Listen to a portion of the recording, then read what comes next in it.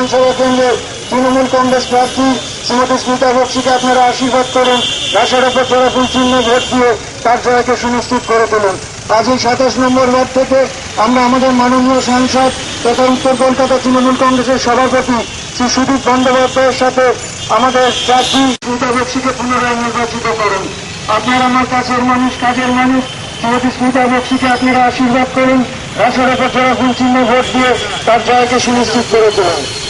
জোড়াসাঁকো বিধানসভা কেন্দ্রের তৃণমূল কংগ্রেস প্রার্থী শ্রীমতী স্মিতা বক্সির সমর্থনে আজ আমাদের মাননীয় সাংসদ তথা উত্তর কলকাতা জেলা তৃণমূল কংগ্রেসের সভাপতি